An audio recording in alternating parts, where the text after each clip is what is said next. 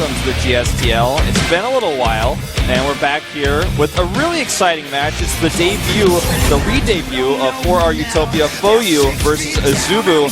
Should be a really exciting match. You know, Epic's Open was starting to come back a little bit this season. Now they've rebranded themselves again, and I think they could take the match today. It's going to be tough, though. Yep, they have their new jerseys here and the new uniforms, and it's actually looking really good. For Chile, of course, these are the days where they have to just make a good impression. They are looking for a sponsor right now, and they have to win it. The last time they were able to take down StarTale, and right now it's going to be really interesting to see what they can do against Azubu, one of the teams that for a long time was trying to get the top spot in the ranks. Yep. Azubu really not messing around with their lineup today. The order of their players really strong. And I think that, for me, the closest and most important match potentially is Lenok versus Symbol. But there are a lot of matches that really could go either way, depending on how long the match goes. We definitely have a couple of really good games coming up today. 2 mirror matches in general, and also FOU, aka FX Open, is once again relying on Tacita, who we today see in a mirror match against Patience, who has made his debut like a couple of weeks ago and has left a pretty good impression, even though he didn't win too many matches, but the way he played was actually quite interesting. Yeah, he's definitely got the skills that if he can hone them in the game, if he can actually put them to good use, he can actually succeed. If he doesn't get nervous, if he doesn't make, you know, a critical mistake in the game, definitely going to be a decent player. You know, everyone's wondering why didn't he come out on Prime. Yeah, that was actually one of the things, especially when he made his first few appearances in the Team League, and suddenly everyone was talking about him, and people were asking, why did Gerard never send him out when Prime was in the GSTL? What did he always just rely on the Fantastic Four that were not that fantastic anymore in Heart of the Swarm? So Patience could have definitely helped them last season. Definitely so. So Prime is kind of like old news, old history at this point, but he's a player who's really come into his own a little bit in the Azubu.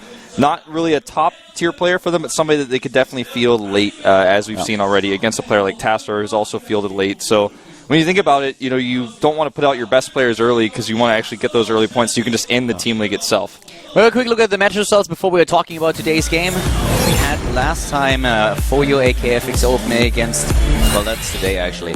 The last time we had FOU versus StarTale, that was the match that we were talking about a little bit earlier, where FX Open, or FOU as they are now known, were able to just win it with a 4-3. And that was thanks to players like Hurricane and Seed, both of them able to take down Live. Live didn't win a single map in the entire series, was sent out twice by his team, and lost both times against Protoss players in his matchup. Hello to you too from Canada. Go FOU.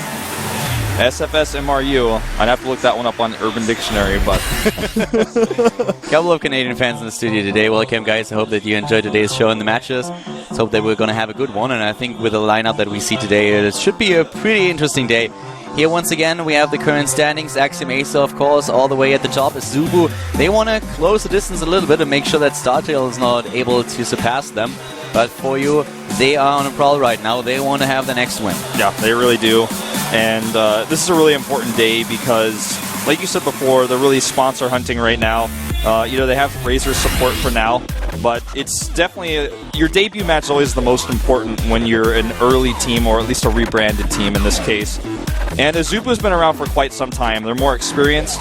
Or I don't just say they're more experienced. That's actually the opposite of what I mean to say is FOU is more experienced. Look at their total sets played in GSTL versus Azubu's, but Azubu has played better games recently, is what I mean to say. Is recently they're more in the zone as it is. But FOU is making a little bit of a comeback here. A lot of people are expecting them to drop down to last, and Seoul's actually going to pass them, but they won their last match against StarTale nonetheless. Yeah, and today, you know, the opening match, actually, one of the games where if you look at what happened the last time that FOU played, is going to be very interesting, since Seed is up against another Zerg player, and he's up against Boom Boom this time. So it's going to be quite interesting to see if he can just repeat the performance that we saw the last time. He played an incredible game against Live. He was just so patient, so well thought out, and he was able to take Live down. Can they do it again, though? Can he bring this first so important point to his team? For Utopia here, of course, with the players that you all know, Lenok, JCats, we have Gumiho, Lucky, Supreme, Tacita once again. We might see him win for the first time in the GSTL today. Seek going to be their starting player, one of the 2 strong Protoss players that they have on the lineup. Just looking at this lineup and having the FOU tag at the end feels like old school days, man. It's been a long, long time since you've seen Lenok FOU, Gumiho FOU. Gumiho was playing random back when he was on FOU. Think about that. He was actually playing random in the GSTL in televised matches. That was a long, long time ago. And Hurricane there. One of the newer additions to the team, of course. And Lenok, he will face off against Symbol in what should be an epic Zerg versus Zerg a little bit later on. That should be a really good match. Lenok today, once again, in high spirits. He's in a really good mood, and let's see if we can also recognize that in the matches later on. Welcome to everybody in the studio today. Nice to have you here. Yeah, a lot of global fans coming today. I'm very excited to see their faces. If you're in Seoul, always come down. There's no admission price or anything. It's really easy to find. Just come out of exit 1 at Samsung Station. You'll see the big GOMTV. That's how you know you're there. And here we have Team Azubu, of course. Symbol, one of the strongest players in the lineup, but we also have Terran players like Supernova, like Senta, Nage not really making an appearance this season so far. We have Sleep, who had a really good run at WCS, especially against Terrans. Haitians going up against Tassadar today, as mentioned before. And the starting player, Boom Boom, at the top right. Yeah, Boom Boom, somebody that you can always rely on in a pinch. And putting him out first here. Some of these faces that we're seeing looking at the camera. And Supernova sleeping again. Oh, Supernova culling his backpack. He's like, what? I told you to stop putting the camera on me while I'm sleeping. Supernova is just awesome. Like all the while back in Mukdong in the old studio, we always made jokes about him looking like really sleepy, and he was always making sure that he got a bit of a nap time in between the games. So that's kind of the way that he is. And here are our games today. Yeah, here's our map list. Things are starting off on Tristram. And then we've got Yunsu. And the ZVZ, as it is, will be played on Fruitland. So not only is that match going to be epic within itself, but in ZVZ, if you actually take map control with a big pack of roaches, might be able to grab some of those extra minerals. Zerg versus Zerg is a matchup where gas is really, really important, but those minerals are still helpful, of course, in maxing out in roaches. Polar Knight then comes up as set 4, and then if needed, we've got Frost, Whirlwind, and Derelict Watcher will be the match we play the map we play the ace match on. Yeah, I feel it's a really balanced lineup today that we see, and for me, one of the most exciting games, I have to say, is going to be the one between Boom Boom and Seed, the starting game. Boom Boom made a few waves last time that he played for his team. Not only did he take down Avenge, but he was also successful against Trap, and that was quite the achievement. He played a nearly flawless game against Trap, and Trap himself, just a great Protoss versus Zerg player, really struggled against Boom Boom. But with just the recent match that we saw come out of Seed here, both of them seem to be really on top of the matchup these days, even though Seed before the win against Live was a little bit, I don't really want to call it a slump, but he lost 3 games in a row against opponents like Yongjo, Curious, and Savage. But he made up for that with a victory against Live. It was just such an excellent play that he showed us there. So this opening game should be really intense. Yeah, I think so too.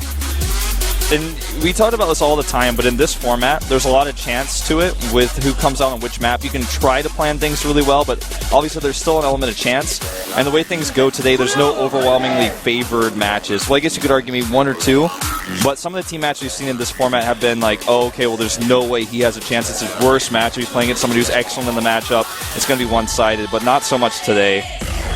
Now, if you wonder why the Azubu coach looks a little bit younger today, it's because he did, in fact, cut his hair. It was a long time coming, but yeah, he trimmed it down.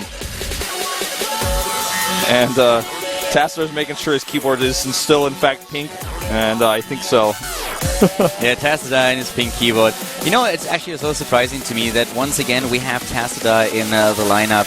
I mean, he really is one of the most unsuccessful players that we had in the GSTL so far. Yeah, almost as bad as Inori. Yeah, he was actually the worst player of all time. Right now, why is Gumiho not in the lineup? Why is Gumiho not playing today? Is he going to be the ace player? Is there a reason why Gumiho is not coming out? Does he really feel bad? Does he maybe have an injury? We don't know, but sending Tassadar out and not Gumiho is always a little bit of a surprise. I feel like, you know, I can't... Hello to you guys, too. I can't actually put my finger on it exactly, but I feel like Tassadar is kind of...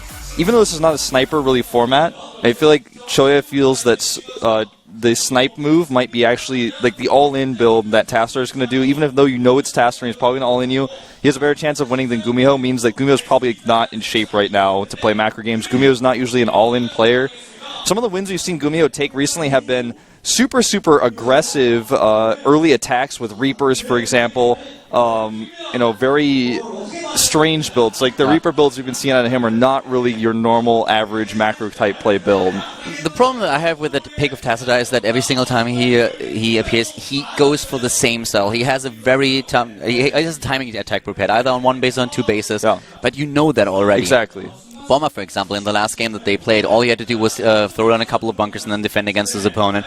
Patience now has to be careful. A Protoss versus Protoss always a little bit fragile in that regard, so you need to really pay attention to what your opponent is doing. That might give Tassadar the edge that he needs. And also Patience, of course, nowhere near the level that Bomber is. So a matchup for Tassadar where he might get the win. But just in general, if you look at Gumiho's results and if you look at Tassadar's, I feel the Terran player might have been the better choice here. Tassadar is like the flattest player there ever is. Like a character who never will change. He's always into the same build every time. You look at Tassadar, and when Bomber scanned his main base, he was like, if I don't see a forge, even if you have a forge, I don't care. If I don't see a forge in my scan, I'm just going to put bunkers up because you're Tassadar. I know it's coming. He put blind bunkers in his main base. Like, that's how he knew. The thing on the other hand, of course, is that Choya will have a good reason for not sending out Gumiho. He will definitely have a good reason for not doing that. He wants to win. He wants to leave a good impression right now.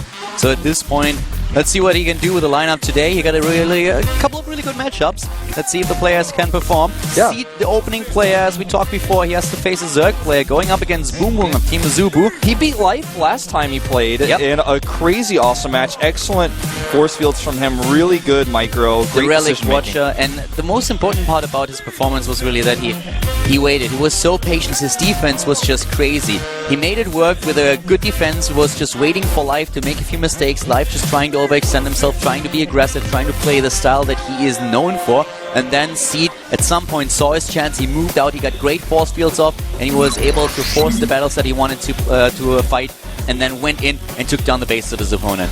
Boom Boom, on the other hand, with a great performance against Trap just recently. Trap, one of those players where you always think, hey, he's so good against Zerg, he will never lose to someone like Boom Boom, who has a lot of experience, but just didn't have the best results there. Yeah. And suddenly, Boom Boom, with just nearly flawless play, taking him out. Yeah, Boom Boom is playing really, really safe against Protoss players, I feel. He knows when to attack, he knows when to defend, and he's not actually getting caught off guard by anything. So if you play that safe and you get a good exchange against a Protoss player and you get ahead as a Zerg player, you can just run with that. On Tristram, I feel like it's a map where Seed definitely has to be aggressive, or it will be better for the Zerg overall. We don't see Tristram all too often. It's, of course, not in the WCS pool. It's only in GSTL.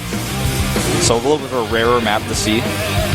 And it was actually a map less often picked, generally, in our all-kill format. Yeah, Seed versus Boom Boom, and Boom Boom already a little bit sleepy here. Apparently, Supernova, sleeping disease or whatever that is contagious.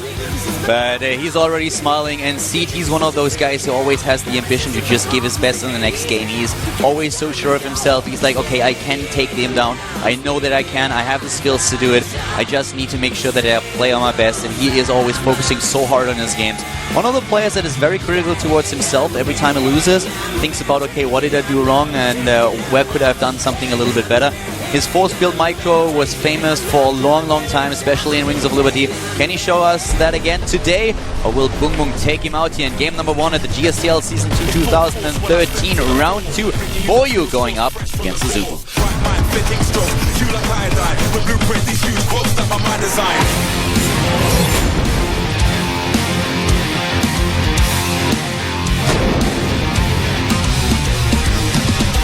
And the Protoss player, formerly playing for FX Open, the team now known as For You, it is Seed, For You.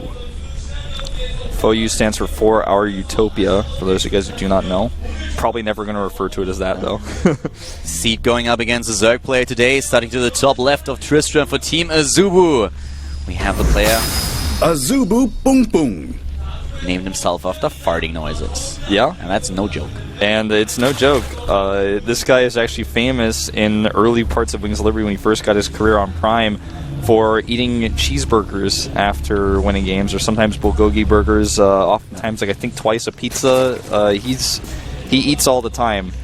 We talked about the matchup and also the two players already a little bit in the pre-game talk, but for everyone who's currently watching the VOD, just to sum it up once again, if you just look at the statistics for the two players, we have Seed with in total 14 games played, and only 6 of those maps he won. That leaves him with a 42% win ratio against his opponent's race against Zerg. But he was just recently able to take down Life. That was only a week ago, and he showed us incredible play back then. Very defensive, very patient. and was waiting for his chance. So a very solid performance, and something that reminded us of the Seed of old. At the same time, Boom Boom in the matchup a little bit better, left off with his win ratio, 55% with 9 maps played. Both of them with a very similar sample size, not too many games played. And Boom Boom, very similar to Seed, was able to defeat a very strong opponent in this matchup. Just recently, he was able to win against Trap, and that was quite the feat. So right now we have 2 players who in their recent match were able to show us great Zerg versus Protoss, and let's see who can take it today, can take the first point here for his team. Yeah, and that's what makes this match so exciting. Like you said, they both just did a stellar game in this matchup. Now, Boom Boom knows at this moment that it is going to be, of course, a Nexus first, and a very quick one here. So he knows that he can be careful back at home, but, or rather, he doesn't have to be as careful. And he just wants to continue to scout. He wants to know, are you going for Stargate or Fast Robo? That's the next step. We have the Forge builder here for Seed, and Boom Boom already, he didn't really see the Forge because Seed decided to just build the Forge in his own main base, but Boom Boom with the Overlord now sees the cannons going up. So he knows exactly that he can get his normal base, roughly around the 4-minute mark, around 4:20, that's when you get your third, and that's exactly what we see here from Boom Boom. If you're up against a gateway opening, you have to change your timings, but in this particular situation, Boom Boom knows immediately, alright, I can get my normal third base, there's no way for the Protoss player to really put aggression on it. The only chance that he has is maybe to try to cannon me a little bit early on, but he has Overlords in position, he already has a couple of Zerglings on the map chasing the probe, making sure that there is no forward pollen just yet. So really good position for both players, reading the opening of their opponent quite well. Now, if you look at recent maps made in Korea especially, map makers have been focusing on, it seems like, making the third base for a Protoss player unwallable. As we saw in Belshire Vestige back in the day, it's super easy to wall that, and it's hard for the Zerg to attack. But the newer maps we see, it's very wide open, so on a map that's relatively small like this one, we could see a Hydra push with Roaches, of course, to support if they get... wow, this is interesting. Yeah, apparently we're going to have some proxy tech from Seed. Yeah. It's one of his pilots to the top right, and that is so far away from the Zerg player's base, with the probe still lingering around. There will definitely be some hidden tech. I think it's going to be DTs, if I had to guess. He could also hide a Stargate or even a Robo, but okay, Stargate. That's really interesting. I actually completely agree with you. I expected to see DTs here. Stargate is usually something that you quite often see in the main base, and you don't really feel the need to hide it. Yeah. So that is going to be a really interesting play that we see coming out of Seed here. He could even go for like a old school Void Ray timing with hiding it like this. We've seen a lot more Oracle usage in this matchup, but Oracles are so fast. Do you really want to risk hiding a Stargate just to get a quicker Oracle out? Not really going to be able to do a ton of damage necessarily. The thing is, with the placement that we have for the Stargate, on the other hand, the distance between the Stargate and the main base itself is so much shorter, and you can also just forego the scout of your opponent. If you have the Stargate at the bottom right and you have to actually cross map, then the chances of you being scouted is so much higher than what we see right now. An Oracle it is. So with the position of the Stargate, the distance just to the base of the Zerg player is so much shorter, and also he doesn't expect any scout in the between the Stargate and the base, compared to when you have the Stargate at the bottom right. Yeah, and if this is not scouted, the Oracle can probably kill 4 drones and then get away from the Queen. And then, of course, 4 Spore Cores and repeat the process. 15 drones being made right now by Boom Boom. Yeah. He's actually playing super greedy. Talking about drones, exactly. He is really droning up hard right now. He still has his links at the front. He has an overloaded position at the natural and trying to make sure that his opponent is not moving out too early. But there's not a whole lot for Seed if you actually look at it. Yeah. He has only 1 Zealot. He's getting 2 right now. Adds his additional tech. And we have already Spore Crawlers being built for a Zerg player that starts to be in a really good spot. Yeah, I'm liking Boom Boom's position more and more. This is kind of a crazy opening for Seed. He's actually hiding his Oracles, and he's getting a Twilight Council at home. Wow. And the synergy here is a little bit weird. He could actually just try to go for a timing, I guess, but... Wolf, the thing is, we have only 1 Spore Crawler, and in the main base, there's nothing right now. If he moves in with those Oracles, he can easily take down the Queen and kill the entire probe line if his opponent doesn't react immediately. The blink here is so interesting. It's going to line up okay with this. It's going to finish during the attack if he tries to hit the gateway timing. It's time for the Oracles. Here they come, and actually he should be able to get a ton of damage done here because such a shock. There's nothing in the main base here. And what he really wants to do is just throw Boom Boom off completely, and those Spine Crawlers, they might even be cancelled when he sees those Oracles coming in. It's going to be so interesting to see how Boom Boom reacts to this, because the follow-up is going to be brutal as well. Here come the Oracles going for the Queen right away, and she is trying to hightail it out there, just running running away, but there's no chance. Forkler's going down the main base. So many of the drones already being annihilated here. He's just trying to run as fast as he can. Even the Spore Crawler and Bill has to be cancelled here. Oh my god, Seed off to a good start, but 3 Queens defending the main base. And don't forget, it was a huge drone by Boom Boom, so he still has a decent amount left. He's up to 52 against 45, so it's not like that was a hit that he's not going to be able to recover from. He still has a good economy behind this. It's just not as good as it would have been. And he does not cancel the Spine Crawlers. I think he's got a good idea of what's coming up next. The Spine Crawlers were not cancelled, and that's the most important part. So the follow-up is going to be not as effective as it could be. Boom Boom playing it quite safe in general. You never expect 3 Oracles just to show up in your main base, but he dealt very well with them, even though, of course, he lost a couple of harvests. And this is not going to be very successful. The Force Field's here decent. But he scouts. He sees what's coming. Yeah, he knows exactly what's coming. Drone's pulled away here. The Oracle's actually just flying by. They don't have enough energy, I don't think, but he scares him here, forcing some lost mine time. The Oracles want to meet up with the army, regen their energy, and this is a great spot here for Boom Boom. Now he knows exactly what's going on. He had his suspicions, he saw a lot of gateways, but now he knows, okay, 100% this is going to all-in coming through here. And the Hydro Den is completed. He has the first Hydrolist being built right now. He doesn't have the range upgrade, so this is definitely something that he would want to have. Also going into the speed for his Roaches, that will help him a lot if he can get it out in time. But here comes the army of Seed. And Seed, with the worker supply that he has here, only 45, is very much all in. He has to do damage with this. And here come those Spine Crawlers. The Hydra's already in position. The range upgrade just now started.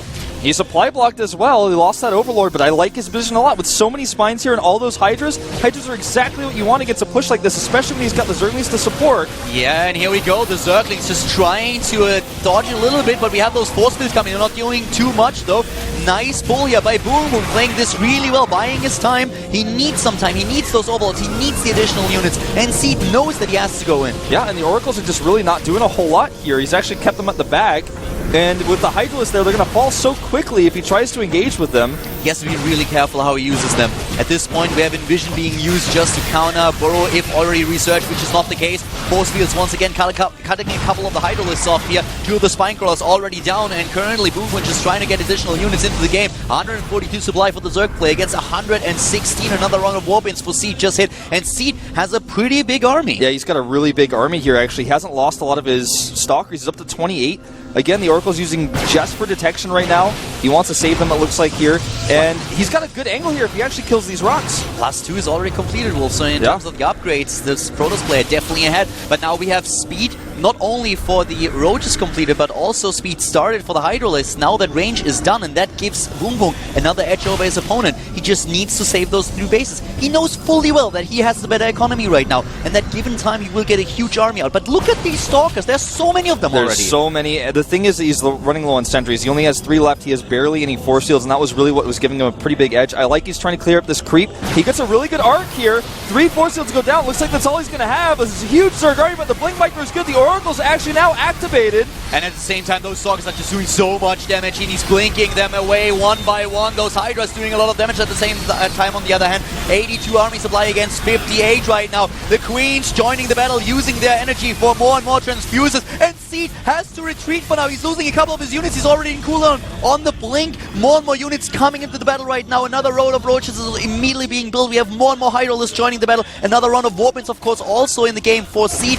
We even have that one infestation hit, but no infestors, no fungals right now to pin those Stalkers down. Stalker's really far forward here on creep, and that's a very confident move forward here by Boom Boom. It looks like he thinks he's got it. The Lings will stream through now. The Hydra's doing too much damage, and I think that's actually going to be about it for game number 1. Seed is moving back, blinking away once again, but he's down to 24 army supply already against the 75 of his opponent. And now it's time for Boom Boom to go for the chase. He's moving out already. He has the speed for those Hydralists. There are not a lot of sentries right now, so no chance for Seed to actually use Force Fields against his opponents. Queens are still in the mix here. He can go for those injects. He can go for the transfuses need be, but the Stalkers are once again caught out of position. And Boom Boom is in such a great spot right now. 3 base against 2, the bigger army, the better economy, and continuously getting those upgrades out. Yeah, he doesn't even kill the pile, and he wants the Stalkers to go in. He wants the money to be wasted. GG.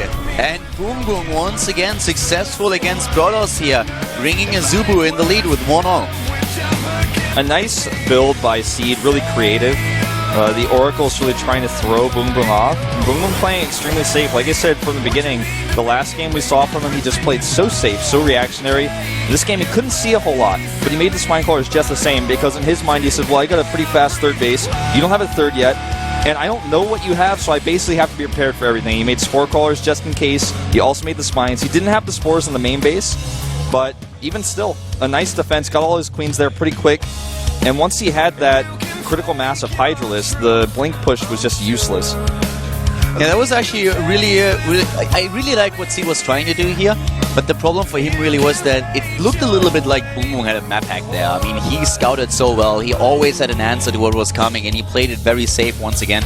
He already prepared for the second step of Seed, even when he didn't identify it, then he moved in with a couple of roaches, he saw all those units, and he realized, well, you are already going for a second wave, and this is going to be an all-in. You don't take a third base, you're on 2 bases, your economy is really low, so you're trying to kill me right now, and as long as I defend, I'm going to be absolutely fine. Really good micro from Boom Boom in the fights as well, never getting himself too caught by the force fields, always transfusing the Spine Crawlers, keeping them alive until the last second, because he just needed to buy as much time as possible to get the Hydralisk count up.